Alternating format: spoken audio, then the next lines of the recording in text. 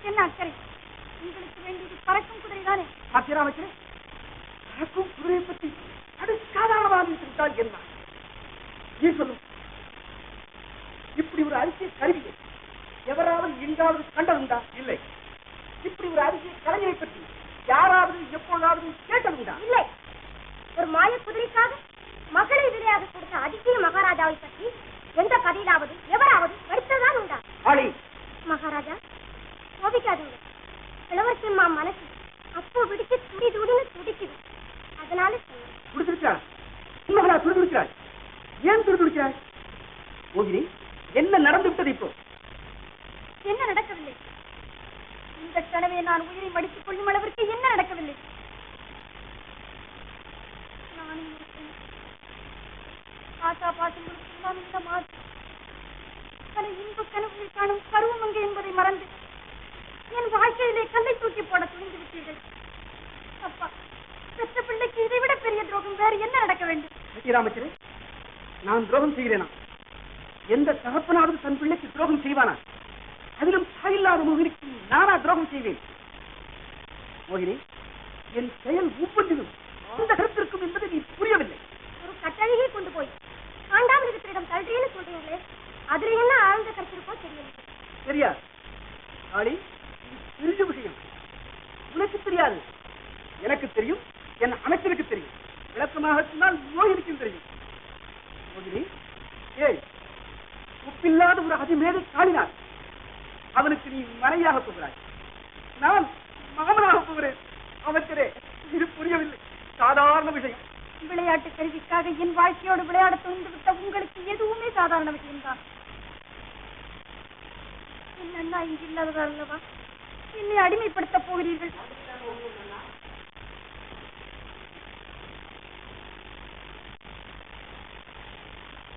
மோகினி, மோகினி, அப்பா, மோகினி ஏன் அழுகிறாள்? மோகன், அடியில்லாத குழந்தை உன் தங்கை. நல்ல காரியம் ஒன்று செய்து வைத்தார், அதன் தத்துவத்தை உணர முடியாமல் தவிக்கிறாள். அது என்னப்பா மோகினியால் புரிய முடியாத தத்துவம்? அதிசயமில்லை மோகன். சிறு பிள்ளை, ஒரே விளையாட்டு புத்தி. நீ வேண்டுமானால் பாரு, மோகன் என்னை ஆமோதிப்பான். அனுபவம் உள்ளவன், அறிவாளி, என் ஆழ்ந்த கருத்துக்களை அப்படியே அறிந்து கொள்ளும் ஆற்றல் படைத்தவன். மோகன், ஒரு பெரிய கலைஞனுக்கு உன் தங்கையை கல்யாணம் செய்து கொடுக்க போகிறேன். பிடிக்கவில்லையாம் என் ஏற்பாடு. ஆரம்பித்து விட்டாள் அழுது. ஏற்பாடு பிடிக்காம இல்லை இளவரசே. கலைஞர்னு சொல்றாரு, அந்த காட்டெருமையை தான் பிடிக்கல. பிடிக்கவில்லை என்றால் என்ன? ஒரு கிழத்தந்தைக்காக இந்த தியாகம் செய்யக்கூடாதா மோகினி? தியாகம் இந்திய நாட்டு பெண்கள் தியாகத்திற்கு என்றுமே பின்வாங்கியதில்லை. ஆனால் இப்போது எதற்காக தியாகம்? மக்களின் மாண்பிற்கா? இல்லை, உங்களுக்கு வந்த எந்த ஆபத்தையும் தடுக்கவா? வயோதிகத்தில் உங்களுக்கு ஏற்பட்ட விபரீத ஆசைக்காக என் இளமையை நான் அர்ப்பணித்தால் அது தியாகம் அல்ல, தெரிந்து செய்யும் தற்கொலை. மோகன்,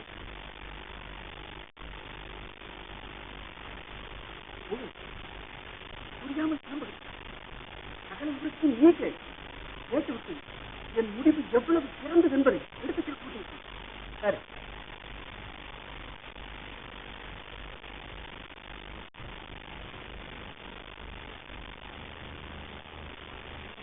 மோகினி, புரிந்தது விஷயம். உன் இஷ்டத்திற்கு விரோதமாக எவனுக்கோ உன்னை அர்ப்பணிக்க நினைக்கிறார் தந்தை. ஆமாங்க, அதுதான் விஷயம். காளிநாதன் ஒரு மகா மூர்க்கன். ஒரு மாய குதிரையை செய்திருக்கான்.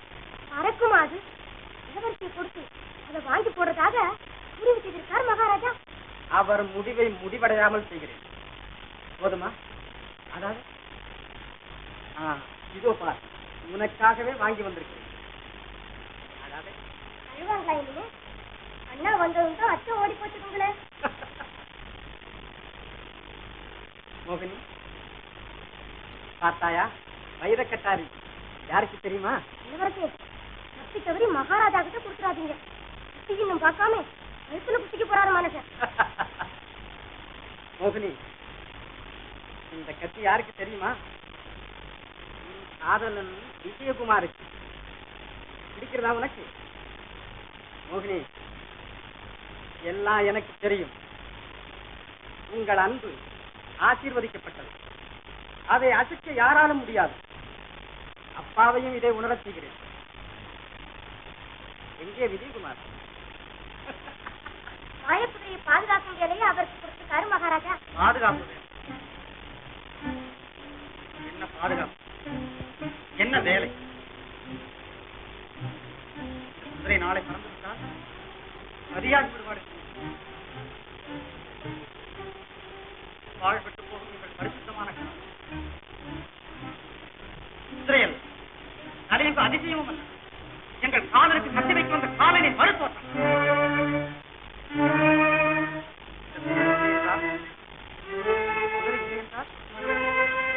குதிரை இல்லை என்றால், இந்த குதிரை இல்லை என்றால், இந்த குதிரை இல்லை என்றால், இந்த குதிரை இல்லை என்றால், இந்த குதிரை இல்லை என்றால் நீ ராஜசேரம் உன்னிடம் ஒப்படைக்கப்பட்டது ஒரு ராஜாங்க பொறுப்பு.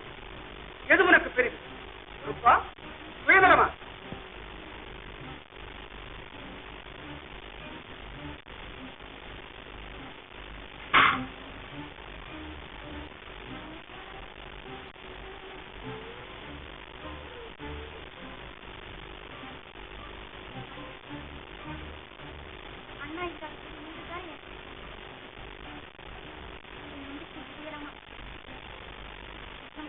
நீங்களே கருதுகிறார்களாமா? காளிநாதனுக்கு நான் பலியாவது நீங்களும் பங்காளியாகலாமா?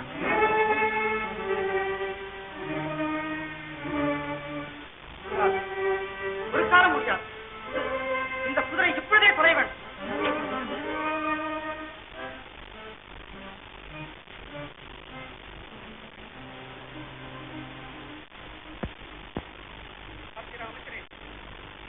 விழிக்கிறான்.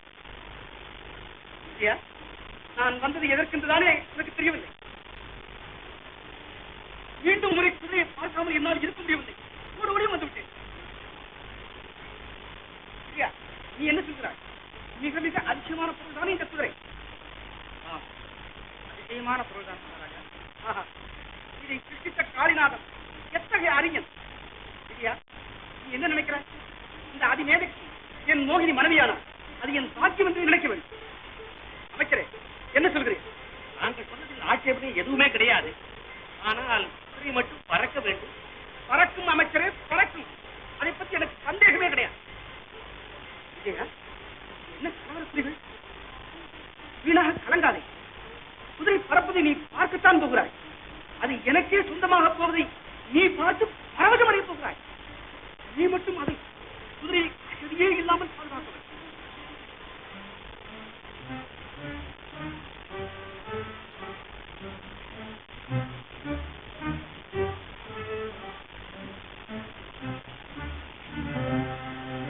தயக்கமே கூடாது, தாமதமும் கூடாது. இந்த குதிரை நிச்சயமாக இருக்க முடியாது. விஜயா, ஒரு வீரன் செய்யும் வேலையா? மோகன், நீயா? எப்போது வந்தாய்? இப்போதுதான் வந்தேன். விஜயா, சகலமும் எனக்கு தெரியும். குதிரை அறிந்தால் மட்டும் போதாது. அதை அடுத்தடுத்து சிருஷ்டிக்கும் காளிநாதனும் துளைய வேண்டும். அதற்கு வழி இதை கேள். நாளை குதிரையை நானே பரீட்சிக்க வேண்டும் என்று சபையில் சொல்வேன். காளிநாதன் அதை மறக்க முடியாது. கண்ணு கெட்டாத தூரத்தில் குதிரையை கொண்டு போய் பாறையில் மோதி நொறுக்கி விடுவேன். திரும்பி வந்ததும் அவனுக்கு கடுமையான தண்டனை வாங்கி கொடுக்கிறேன். அதுவரை காளிநாதன் சரியான இருக்க வேண்டும். அது உன் வேலை.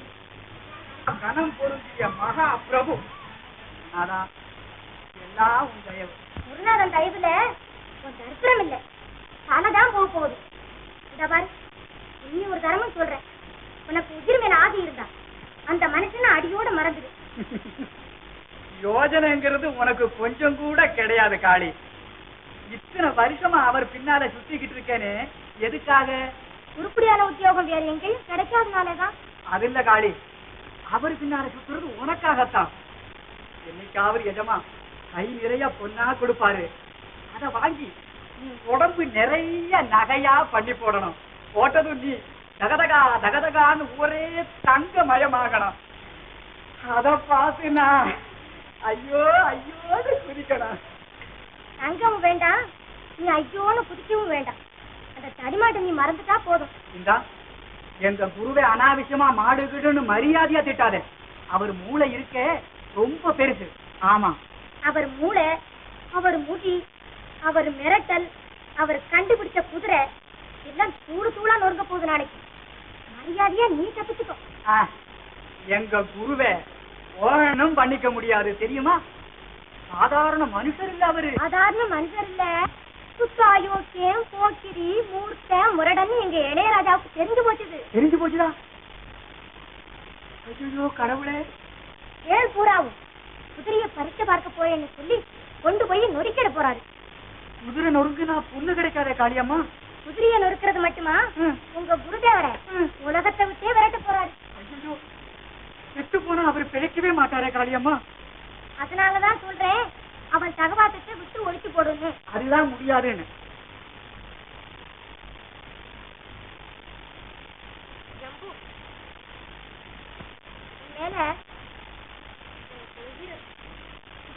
நானும் அப்படித்தான் காளியம்மா மேல. அப்ப என் வார்த்தையை கேளு. சொல்லு சொல்லு.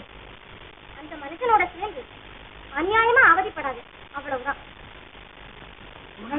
ஆபத்துங்க. என்னடா ஆபத்து? நம்ம மண்டி உருட்ட மோகன் திட்டம் போட்டிருக்கானா? திட்டம் போட்டிருக்கிறானா? அவனுக்கு கட்ட காலம் குறுகி விட்டதா? இல்லைங்க குருவே, குதிரையே அவரே பறிக்க பார்க்க போறேன்னு சொல்லி மேல போனதும் மலை மேல மோதி தூள் தூளா உடைக்க போறாராம். உங்களையும் கட்டிக்க போறாராம். என்னடா உணர்கிறாய்? உரல்லீங்க குருநாதா, சத்தியமான செய்திங்க. எனக்கு ஆரியமா சொல்லுதுங்க. குதிரையை தூளாக்க போகிறானா? குதிரை உடையும் பொழுது அவன் உடலும் தூளாக முடியாத சந்திரம் செய்ய எனக்கு தெரியும்.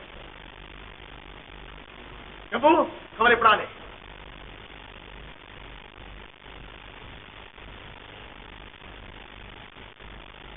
காளிநாதா, இன்னும் என்ன தாமதம்? மகளை தருவதாக மன்னரை வாக்களித்திருக்கிறேன். இன்னும் என்ன சந்தேகம்? ஆகட்டும், சீக்கிரம் குதிரையை ஆகாயத்திலே பார்க்க வேண்டும். ஆகிவிட்டதாரே, இன்னும் ஒரு நொடியில் குதிரை பறக்கும். எத்தனை உறக்கம் இல்லாத இரவுகள், எத்தனை உணவில்லாத நாட்கள். மகாராஜா, ஆயுட்காலம் பூராவும் ஆறும் பாடுபட்டு செய்த வேலை. பேசாதே காளினார், பேசி பேசி பொழுதை போக்காதே. சீக்கிரம் பறக்கட்டும் குதிரை. மகாராஜா, தயாராயிருங்கள். உலகத்தில் அதி உன்னதமான அதிசயத்தை காண தயாராயிருங்கள். மாய குதிரை மேகமண்டலத்தில் பாயப்போவதை பார்க்க தயாராயிருங்கள்.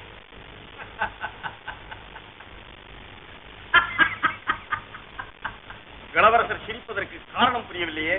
காளிநாதா, உன் குதிரைக்கு நம்ப முடியாத சக்திகள் இருப்பதாகவும் அதை நீயே நிரூபிக்கப் போவதாகவும் சொல்லுகிறாய். இது உனக்கே வேடிக்கையாக தெரியவில்லை? மோகன், விவாதம் செய்ய இதுவா சமயம்? என் ஆர்வம் அவசரம் ஒன்றுமே உனக்கு தெரியவில்லை மோகன். தெரியாமல் இல்லையப்பா. ஆனால் ஒரு முக்கியமான விஷயம், மாயக்குதிரைக்காக தாங்கள் இவனுக்கு கொடுக்க போகும் பரிசு இந்த நாட்டின் இளவரசர் அல்லவா? இந்த மாமச பெண்கள் சொல்வதையெல்லாம் இந்த குதிரை செய்யும் என்பது என்னப்பா நிச்சயம்? அதைத்தானே மோகன் காளிநாதன் நிரூபிக்க போகிறான். அதற்குள் உனக்கு அவசரம், அனாவசியமான அவசரம். காளிநாதன் நிரூபித்தால் போதாது, குதிரையின் சக்திகளை நானே பரீட்சித்து பார்க்க வேண்டும். இளவரசே, என் குதிரையை நீரே பரீட்சை செய்ய வேண்டும், அவ்வளவுதானே? ஆம், அப்படியே ஆகட்டும்.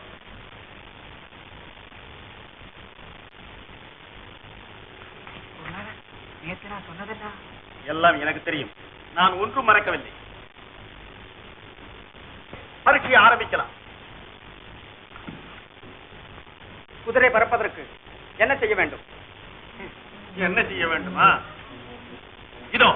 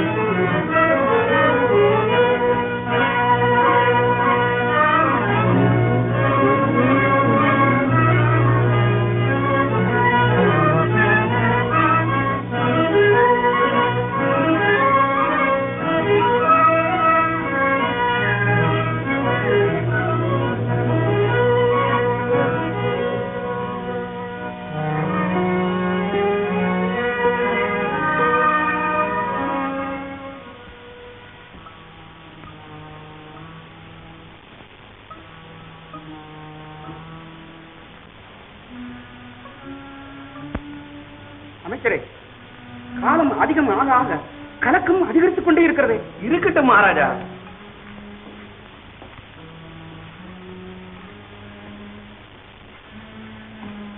அலிநாதா, எங்க இளவரசர்?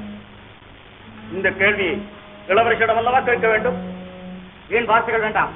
எங்கே அவர்? அவர் ஆகாயத்தை அளந்து கொண்டிருப்பார்.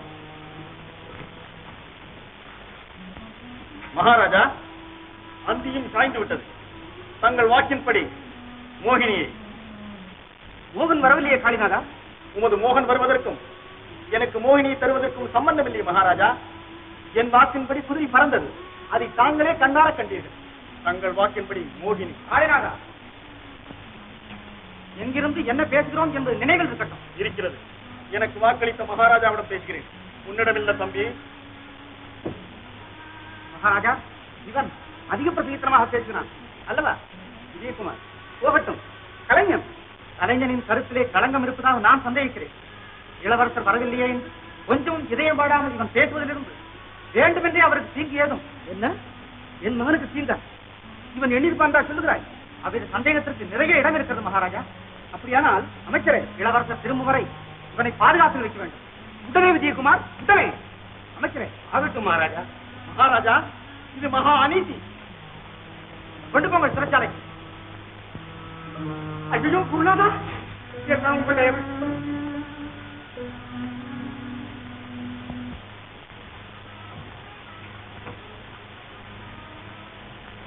மோகினி, அண்ணா ஏன் இன்னும் திரும்பவில்லை? நாங்கள் ஏற்கனவே போட்டு திட்டப்படிதான் மோகன் குதிரையை கொண்டு போயிருந்தோம். தூரமான ஒரு இடத்தில் குதிரை தூளாக்கி விட்டு திரும்புவது. அப்படியா? அந்த குதிரை துறையட்டும், அப்பாவின் கலைத்திட்டமும் தீரட்டும். அந்த மூடன் காளிநாதன் சூழ்ச்சி இனி பறிக்காது. மோகினி, இனி நாம் பயமின்றி இருக்கலாம். நம் லட்சியமும் சீக்கிரமே நிறைவேறும்.